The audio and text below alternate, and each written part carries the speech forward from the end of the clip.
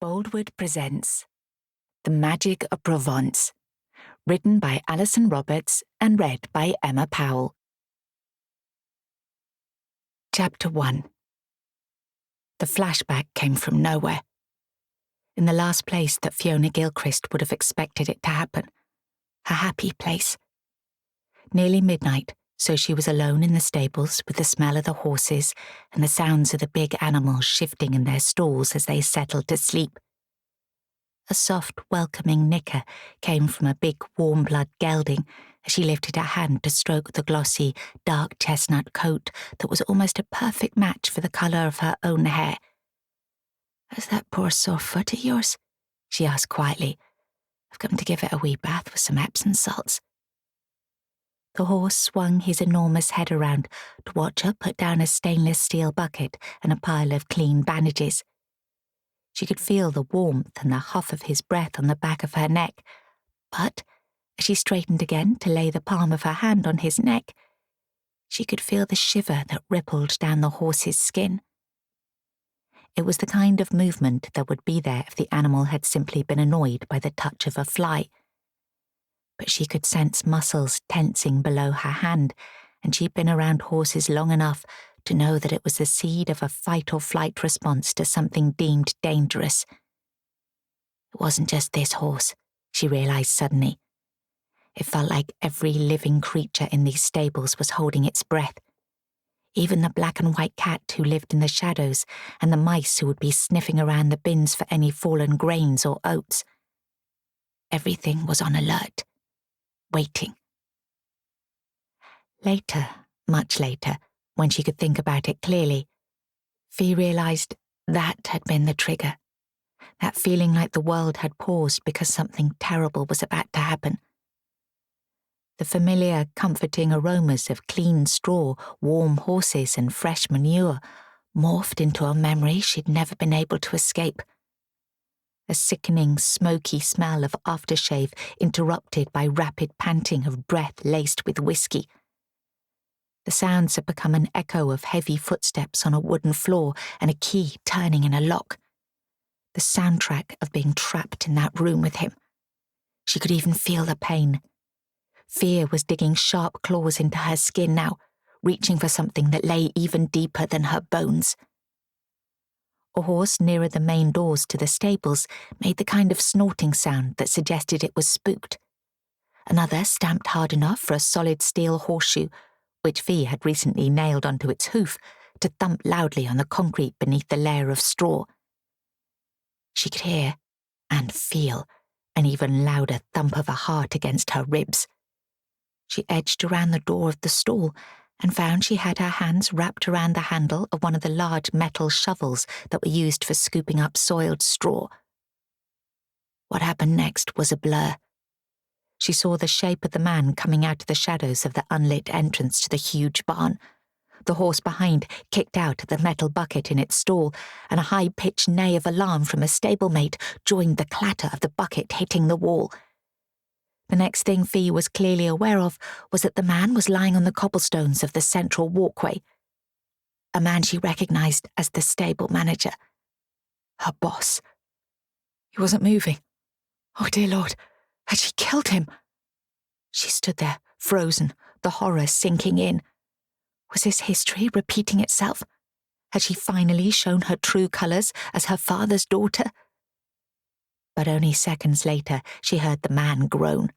Then he swore vehemently as he pushed himself onto all fours and got, unsteadily, to his feet. Fee stepped back slowly under the glare from his narrowed eyes. "What the hell? I'm so sorry, Ron. I didn't know it was you. Who did you think would be wandering around here at this time of night?" He was touching what was probably a large lump on the back of his head. "You've always been a bit weird, Gilchrist, but this really takes the cake. I should call the police. This is assault. You tried to bloody kill me." "No, police." Fee backed away even further. The confusion of the flashback was fading. The adrenaline levels in her body were dropping.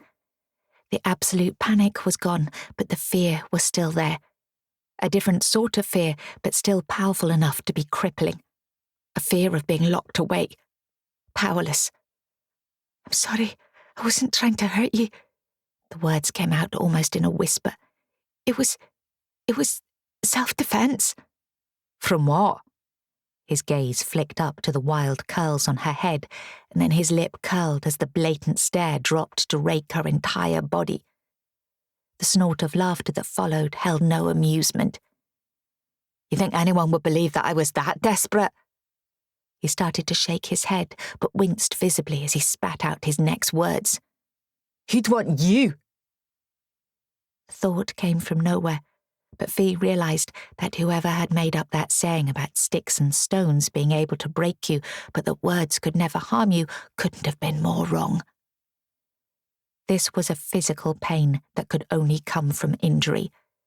It was tearing open old wounds that had never really healed, but at least she'd learned that it was possible to survive. She just needed to think of how she could escape, to get as far away as possible from what she had mistakenly believed was a sanctuary. It was, ironically, the stable manager who provided exactly what she was looking for. His eyes were no more than slits as he stared at her. "You're finished," he snarled. "You'll never work in this industry again if I have anything to do with it. Get your stuff and get off the property, or I will be calling the cops." He turned away. "I'll be back in 15 minutes and you better be long gone." There was no point in trying to apologise again, and there was no way Fee was going to try and offer an explanation. She'd never told anyone, ever. She certainly wasn't going to tell someone who embodied the very reason she'd kept it secret. When just 3 of the words he'd thrown at her were still echoing in the back of her head. "Who'd want you?" The small quarters on the mezzanine floor of these stables had been a bonus when Fee had applied for the job as the in-house farrier and stable hand for this prestigious livery. She loved living right in the stables like this, but her room offered no comfort when she reached it now. The clock was ticking. She had no idea of where she could go. The first place that came to mind was her childhood home in Oban, but that was no more than a fleeting pang of the homesickness she'd never allowed herself to act on. It was not an option. She couldn't do that to her mother. She would be far too ashamed to confess that she'd done something so horribly similar to the crime her father had committed in nearly killing someone before he destroyed their world by walking out and never returning. Besides, there was no time to think of anything other than the most important thing she wanted to pack. She had limited time and knew there was no way she would ever be able to come back here. She sucked in a quick breath.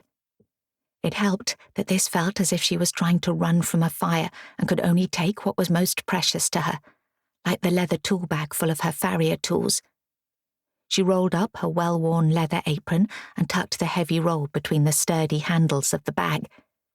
Then she hurriedly stuffed some clothes into a waxed canvas holdall. She grabbed the personal items from the top of her chest of drawers, including a family photo of herself with her 2 sisters and their mother. With no real idea of how many minutes had already gone by, Fee moved towards the door again, but then stopped abruptly. Her wallet and her phone were in her top drawer, and her passport.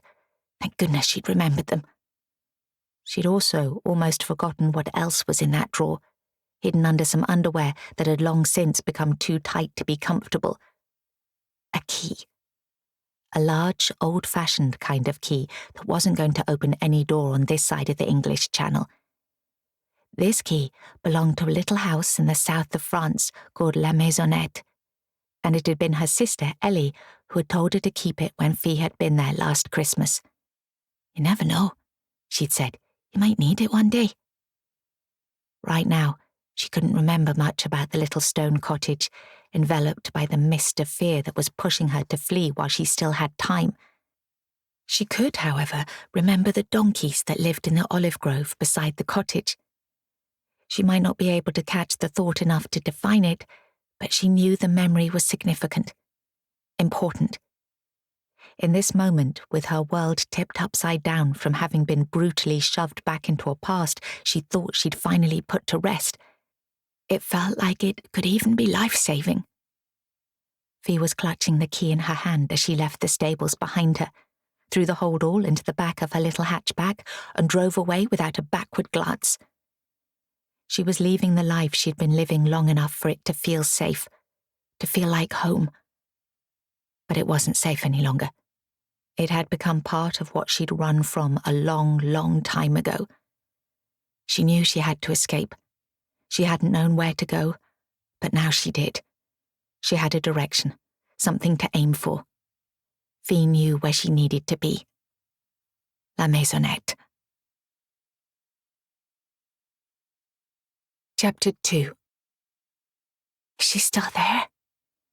Ellie Gilchrist stood up from the comfortable armchair where she'd been sitting to feed her baby and shifted her daughter onto her shoulder so that she could rub her back. From the second story of her home, she could easily see into the olive grove that lay between this house and the little stone cottage next door. La Maisonette. Her whisper felt like she was passing on secret information as she leaned towards where she'd left her phone on speaker, perched on the arm of the chair. Aye. What's she doing? Nothing. She hasn't moved since I first saw her. That was half an hour before I texted you because I had to feed Bonnie. I didn't go rushing down because she doesn't look upset, and if she'd wanted to talk to us straight away, she would have texted to let us know she was coming, wouldn't she? She's just sitting there. It almost looks like she's been sitting there all night. With the donkeys? Laura sounded bewildered. Yes, and what? Well, it's the strangest thing. I've never seen Marguerite and Coquelicot lying down like that unless they're totally by themselves. It's very cute. They've got their front legs tucked in and Fee sitting between them like the meat in a donkey sandwich, and this is going to sound weird, but they've all got exactly the same expression on their faces. The huff of sound from Laura, part fondness but with a good dollop of exasperation, was so familiar from her childhood that it made Ellie smile. "The donkeys," her eldest sister said patiently. "They don't have expressions." "Yes, they do. It's that peaceful look, when they're super chilled. Makes me think of Bob Marley and that line about getting together and feeling all right." Laura's quiet laughter coincided with a loud burp from the baby in Ellie's arms. Ellie kissed the soft fluff of her daughter's hair. "There we go. That feels better, doesn't it, my poopy? Now we can get you wrapped up and we can go and see what your Auntie Fee is up to." She laid Bonnie down and picked up the long length of soft, stretchy fabric draped over the end of the bassinet. With swift, well-practiced movements, she wrapped it around her waist, crisscrossed it over her shoulders, wrapped and tied it again. "She's such a good baby," Laura said. "Can't believe she's sleeping through the night at 3 months old. Lily's only done it a few times and she's about to celebrate her first birthday." Bonnie gave her mother a wide smile as Ellie picked her up to hold her securely against her body, poking the baby's legs in turn under sections of the wrap. "Oh," Laura sounded suddenly relieved. "Do you think that might be why Fee's turned up out of the blue, to come to the party? This might be supposed to be a surprise." Ellie pulled up the initial wide belt she'd created with the shawl to cover Bonnie's back and support her head. "I'm not sure about that. The moment I realised who it was, I felt a shiver run down my spine. And the first thing I thought was, oh my God, what's happened?" "You need to go and talk to her," Laura said decisively. "I'll come too. Noah will be more than happy to look after Lily's breakfast, or I can wait a bit and bring her with me. She's due to wake at any minute. I think she knows when I've snuck into the kitchen to try and have a quiet cup of tea before the day gets started." "It might be better not to rush over," Ellie said slowly. "You know what Fee's like. If you crowd her, she'll back off. And if you ask too many questions, she'll shut up like a clam." She was biting her lip. "This feels important. I think she's here because she needs us, but it would be too easy to scare her off, and it feels like she's only just tiptoed her way back to being part of the family." She dipped her head so that her lips were brushing Bonnie's head. "I don't want to mess this up. What I really want to do is go and throw my arms around her and ask a million questions, but something's telling me to just leave her be a wee bit longer." "Aye," Laura broke the silence that fell. "I remember when I spent Christmas Day by myself at La Maisonette, when I was pregnant and nursing my broken heart, and I went and spent time with the donkeys, and it did make me feel better just being close to them, that maybe everything was going to be all right. See? You did know about the donkey reggae vibe. You'll have an earworm now, and you'll be hearing that song in the back of your mind all day. But Ellie could hear a sound that made her realise Laura had her baby monitor right beside her as she was enjoying her wake-up cup of tea. That made her smile again. Of course she did. Is that Lily waking up? She heard a soft sigh from Laura and then a cup being replaced on a saucer. She could almost feel her sister dismissing any personal preferences, and her smile softened. Let me know if you're coming over later, she said. I'll put the kettle on. If? She could hear Laura moving now, and the sound of Lily's chirrups was getting louder. Don't you mean when? The sun had come up enough to be warming the softly scented air around Fee. The scent of the trees laden with olives was nowhere near strong enough to compete with the musty aroma of 2 shaggy donkeys. But every now and then she caught a whiff of the lemon trees between the olive grove and the little stone cottage.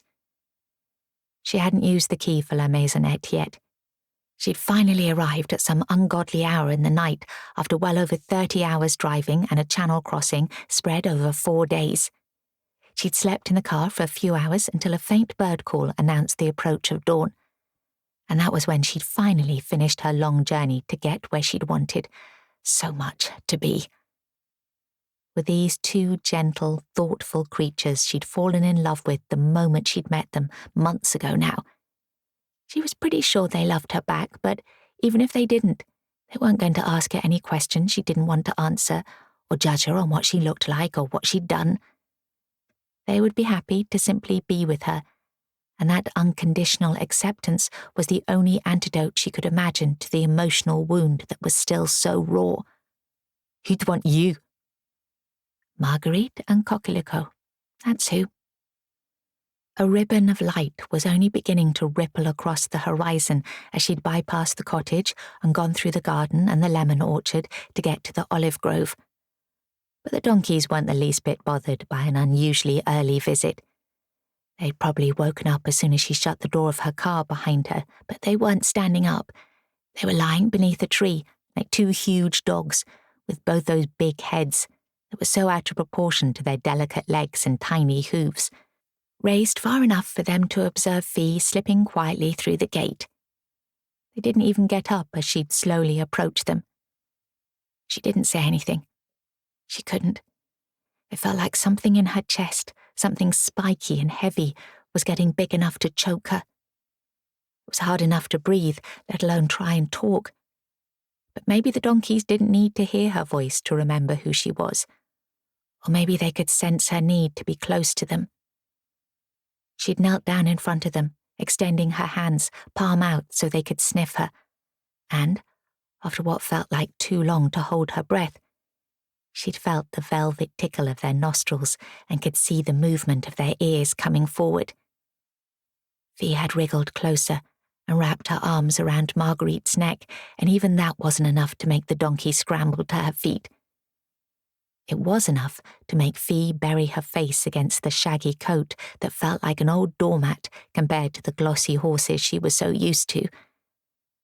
It also felt like the biggest, and probably the dirtiest teddy bear ever, but it was enveloping her with the most astonishing sensation of comfort, of safety, of being home. And that was when Fee let that comfort seep inside her, deep enough that its warmth could start melting that spiky lump that was filling her chest and crushing her heart. It melted into hot, stinging tears that she had to push out before they had the chance to go solid again. Because she'd been living with that lump for too many years already, and she had the horrible feeling that, if she couldn't get rid of it now, she never would. Fee hadn't cried like this she'd never cried quite like this. She hadn't visibly cried at all since she'd learned that tears were a form of applause for bullies, letting them know that they'd achieved what they'd set out to do and making you feel smaller, less of a desirable person, unimportant and unwanted even. She'd learned to shield herself so that the barbs of the taunts about her body shape or hair, or that her daddy was a murderer, couldn't penetrate far enough to make her eyes leak and provide proof that they'd found their target. She cried now until she was drained of all those tears that had been behind a dam for so many years. And then she found that the last of her energy had been washed away as well. The emotional and physical exhaustion of days of travelling that had felt like a fight for survival had finally caught up with Fee, and it felt like her bones had melted along with enough of that lump to make breathing easy again. She couldn't move, but that was okay. The donkeys didn't seem to be in any hurry to get started on their day, so Fee could just sit here with them and wait. She didn't even have the strength to wonder what it was she might be waiting for, until she looked up to find that her sister, Ellie, was walking slowly towards her, the look on her face a mix of concern, a plea to be allowed to come closer, and an offer of the kind of unconditional acceptance and love that Marguerite and Coquelicot had wrapped her in from the moment they'd whiffled her hands with the feather-soft touch of their nostrils and lips. Aye, this was what she'd been waiting for. Maybe, finally, she was ready for this. She needed to reach out and see if she could keep a grip on it, even, because it felt like she might not be strong enough to survive without it any longer. Family. Chapter 3. Come inside? Ellie's invitation was gentle. Let me make you a cup of tea. Fee was still sitting on the dry grass. Marguerite and Coquelicot had unfurled their legs and scrambled to their feet to go and greet Ellie and gently inspect the bump of the baby tied to her chest, the dangling legs limp enough to suggest that she was sound asleep. They ignored the small, scruffy white dog who tucked himself between her feet. Fee cast a sideways glance at the big house on the other side of the olive grove. Ellie's husband, Julien, would be in there. I didn't mean our place. Ellie had always been a little too good at reading her sister's minds. She turned her head so that the little stone cottage behind the lemon orchard was directly in her gaze. I meant yours, which it is, for as long as you'd like it to be. There's clean sheets on the bed and milk in the fridge, because I thought Mam might change her mind about where she wants to sleep. Mam's coming. Yes, she's arriving tonight. It's Lily's first birthday the day after tomorrow. She wanted to come a day early so she can help get ready for the party. Oh no. How had she completely forgotten that her mother would be in France in the coming days? Fee had swerved her first instinct to run home to the safety of her childhood to try and spare Jeannie Gilchrist the pain of the trouble she'd got herself into. But it suddenly felt like she'd chosen the wrong direction in the maze. She had a dead end right in front of her, and she was simply too tired to turn around just yet to find a different way. Ellie was turning back before Fee could try and hide her dismay. But she doesn't want to stay in La Maisonette, Ellie added quickly. She even said she'd like to stay in that little hotel in Vence that we all like so much. Laura wants her to stay with them so she can get full birthday party immersion. I said I'd love to have her in our spare room so she can get full Bonnie immersion. Whatever she chooses, I think we all know why she'd rather not be in this wee house, so it really is all yours. Mam doesn't even need to know you're here, unless you want her to. Maybe Ellie could sense that it was the last thing Fee wanted. The smile she offered faltered and she looked away, bending her head to brush just the tips of her daughter's hair with her lips. The delicacy of the touch reminded Fee of the way the donkeys had welcomed her. She felt her breath escaping in an inaudible sigh. Maybe she hadn't chosen the wrong direction after all. The tufty hair was all Fee could see of Bonnie in the wrap, apart from small dangling legs and feet encased in the soft fabric of a sleep suit. Baby hair. She could feel the shape and hardness and weight of that lump in her chest again now. No surprises there, when a part of it was the shape of a tiny baby. This wasn't the first time she'd recognized the irony that something so ethereal could still feel so solid, so heavy. Her earlier tears had melted enough of the lump for it not to be interfering with her breathing now, but the core of it was still there. She knew how to push it into a space where it could be hidden, however. Goodness knows she'd had enough practice, including her brief visit at Christmas time with the challenge of meeting her sister's partners and her new niece. But Lily had been well past the newborn stage by then. Spending time with Bonnie was going to be so much harder. Or maybe not. She was so drained right now that Fee felt a curious kind of numbness that felt soft and squashy, as if she was wrapped in the emotional equivalent of one of those inflatable sumo suits. She could do this. She had no choice but to try anyway, and perhaps she had actually reached the centre of her maze rather than a dead end. Maybe she'd reached the place she was meant to be. It was a bit of a struggle to get to her feet, to be fair. Her muscles felt like they'd been left out in the rain long enough to have rusted to breaking point. But she managed to lever herself to her feet and then step towards Ellie and the baby, close enough to feel the warmth of them. And that was when Fee realised she was shivering. She'd been sitting still for too long, and while it was more than halfway through spring in the south of France, it was still chilly at this time of the day. "Let's get you inside. I was planning to light the fire in there to air out the wee house today, and you look like you could do with more warming up than a cup of tea is going to provide." Ellie led the way through the gate into the lemon orchard, and the question she asked was tentative. "You've not been sitting outside all night, have you?"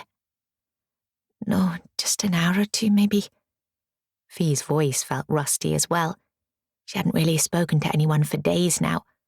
Not that anyone would ever have described her as a chatterbox. "I tried to sleep in the car for a while when I got here." "The car?" Ellie sounded astonished. "You drove here?" Is that a problem? Should I not have the car parked on the road?"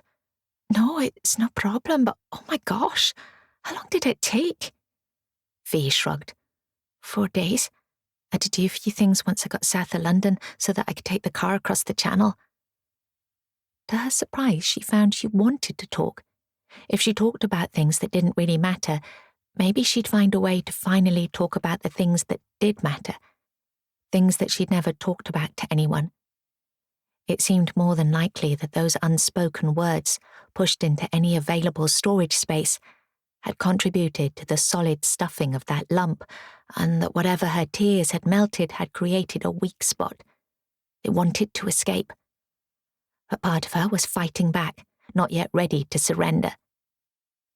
"Luckily, I had the insurance paperwork in the glove box," she went on, "but I still needed stickers for the car and the headlights, and I had to buy things like a warning triangle and a high-vis vest in case I broke down or had an accident." She managed a sound that was almost laughter. "I'm surprised I didn't need to use them. It was way harder than I thought it would be to use a right-hand drive car on the right-hand side of the road." The grass was longer in the orchard. It had been too dark when Fee had gone in the opposite direction towards the olive grove to notice the splashes of colour amongst the grass, dots of bright red from poppies and the sunny yellow centres of wild white daisies. Flowers had even seeded themselves in the cracks and joins of the stone walls that had been used to terrace the slope of the property. Mostly poppies, and that made Fee want to smile. On her long drive from Calais to the south of France, poppies had become increasingly noticeable. They grew in the inhospitable shingle right beside the motorways and railway lines, but they came into their own the further she got into the south of France. Around Luberon, as she neared Marseille, they were illuminating distant landscapes in vibrant swathes of red. The lemons hanging from the trees around them were all shades of bright green to yellow. Ellie stretched out her hand to pick a ripe lemon and held it to her nose with an appreciative sniff as she kept walking. "So much braver than I was when I first arrived here," she told Fee. "Riding a bike was all I could manage. Feel free to use Margot while you're here if you want a left-hand drive. She's in the garage. You conquered the quirks of driving a 2CV when you were here for Christmas, and it'll do her good to have some cobwebs blown away." They reached the terrace at the back of the cottage with its flagstone paving, the lovely old Moroccan candle holders, and the little wrought-iron table and chairs. Ellie took a key from under the nearest candle holder and unlocked the door.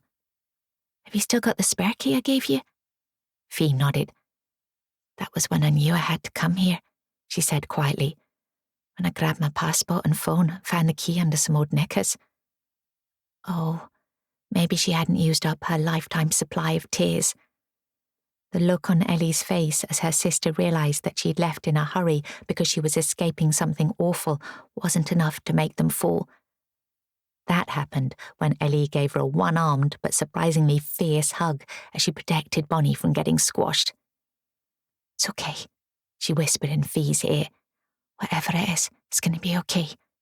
You're safe now, hen." Fee had only been in this small house once before, when she'd come to give the donkeys some fresh carrots as a Christmas treat, and had gone inside to have a peep at where Ellie had been living after deciding to stay in France and renovate this unexpected inheritance for the 3 Gilchrist sisters. The impression that had stayed with her was that it had notes of familiarity that reminded her of the wee cottage that had been her childhood home in Oban, Scotland. At the time, she'd wondered if it was because of Ellie's touch in bringing the house back to life. But maybe it was something inherent in the warm, earthy colours that made it feel so homely. The exposed stone of the walls had a golden hue, and the terracotta tiles on the floor had darker notes of amber. The huge old leather sofa was a dark caramel colour that made Fee instantly think of the Palomino pony she'd learned to ride on at Dorothy MacArthur's riding school in Oban. He'd been called Whiskey, and he'd been the love of her life for years. Her unfailing rock in the turbulence the Gilchrist sisters and their mother, Jeanie, had to navigate after being abandoned by their father. "Sit down," Ellie suggested as she crouched and reached around baby Bonnie to put a match to a fire that was already set. "It's an amazingly comfy sofa. I slept on it the first night I was here because I was too scared to sleep upstairs. There were bats in one of the bedrooms." Being told what to do was a relief. Fee sank onto one end of the sofa and allowed her mind to deal with nothing more than the colours of this room as Ellie went into the kitchen to make some tea. She stroked the buttery, soft leather beside her and could feel the map of lines and wrinkles that came to any skin of advanced age. She could see the chips and cracks of the tiles on the floor in front of her too, and wondered if they were as old as the cottage itself. Had people been walking on them hundreds of years ago? Nearer the fireplace, the tiles were reflecting the flicker of flames. The fire was only beginning to exude warmth, but Fee noticed she wasn't shivering any longer. She felt even warmer as she lifted her gaze to the big painting that hung over the fireplace. A smudgy sort of painting that might look clearer if she went a little further away from it. But its colours were perfect for this room, and maybe it was better that there was a dreamy kind of blurriness to the image, because it was an invitation to give her exhausted emotions a brief reprieve. She could almost feel herself stepping into this painting as she spun back in time to some long-forgotten childhood summer.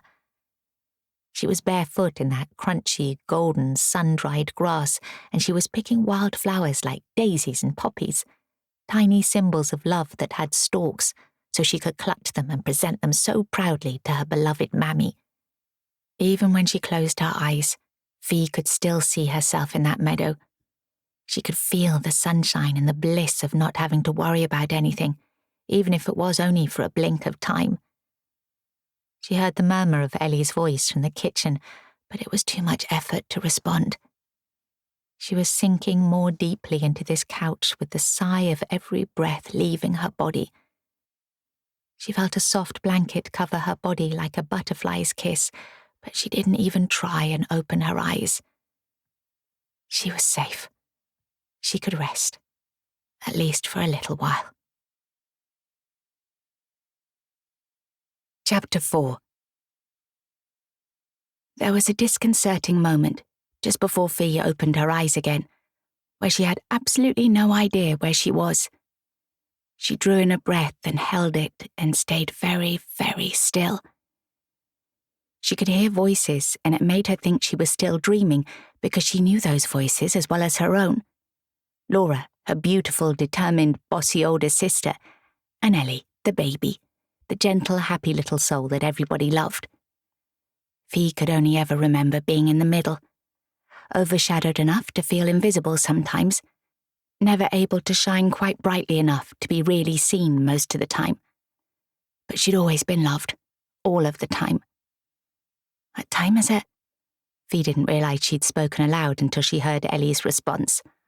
Oh, you're awake. We were getting worried about you. Laura was beside Ellie. They both looked as though they wanted to hug her, but were unsure of whether she would welcome it. She would welcome it, Fee thought. But she couldn't blame them for being unsure when she'd avoided getting too close for so long. She'd pushed her family away, or dragged herself away from them. The difference was immaterial because the result had been the same. The inheritance of this property, the new connections to France that had been created, and the reasons to reconnect with each other had become strong enough to lead Fee to take the first tentative steps to get past a well-established barrier. But they hadn't taken her far enough to be safely inside a solid family circle yet. Maybe, when they knew why she was here, they wouldn't want her to be inside it. It was hard to swallow because her mouth was so dry. How long have I been asleep? Almost all day. It's after 3 o'clock. What? Fee sat up so fast it made her dizzy. She tried to push her hair back from her face, but her fingers caught in the tangle of corkscrew curls and she winced. Oh my God, she muttered. I need to... She couldn't quite catch what seemed so urgent because her head was still spinning. It was then that she noticed Ellie's little dog was lying on the sofa beside her. She reached out to lay a hand on his back, instinctively seeking the comfort of touching an animal. Let me get you a cup of tea, Ellie said. I've got plenty of time. Julien's going to pick Theo up from school and Bunny's sound asleep upstairs for now. And Noah's taken Lily to the office with him for the afternoon, Laura added. I could run you a bath while you're having that cup of tea. Mum's flight is due to land about 6 p.m, but I have to leave in good time because you never know how bad the traffic's going to be. Fee's thoughts snapped back into clarity. This was what was so urgent. I can't stay, she said. I can't be here when Mum arrives. Why not? Laura asked. Where would you go? Ellie sounded bewildered. I don't know. Fee's voice wavered and she covered her face with her hands.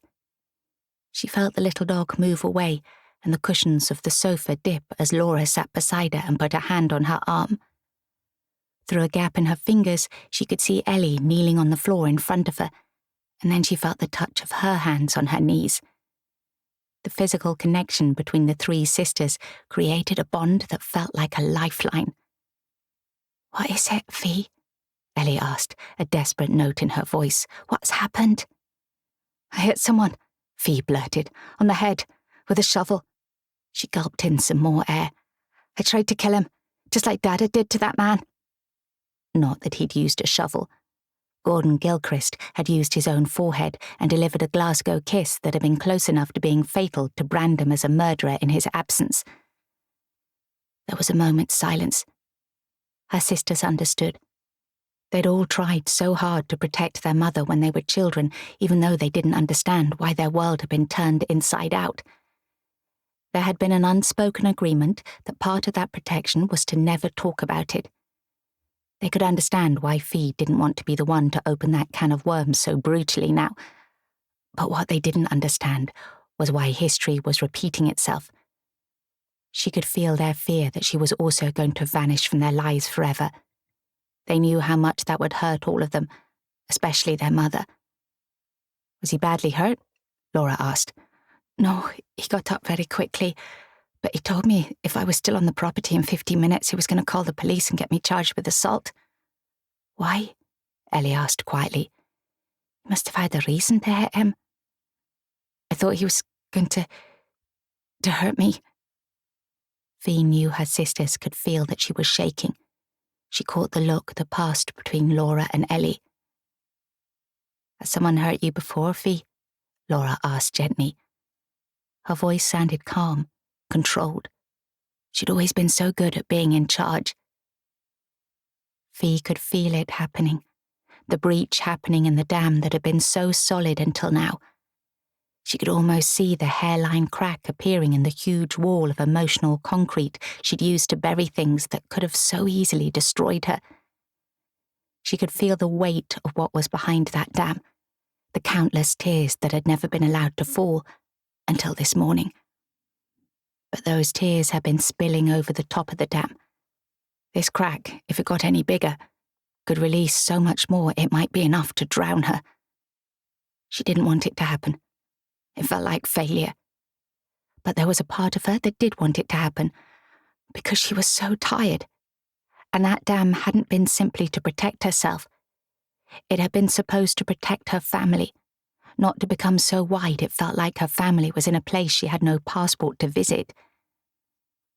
As she found herself nodding slowly, it felt like she was doing more than responding to Laura's careful question. It felt like a kind of surrender. The crack was getting bigger, and maybe it was supposed to be happening. There was a slightly harsher note in Laura's voice now. A man? Fee swallowed past the sudden constriction in her throat and nodded again. The silence was shocked this time. "Dear Lord, Fee," Ellie whispered. "Did he rape you?" Fee didn't need to nod. She knew they could see the truth all too clearly in her face.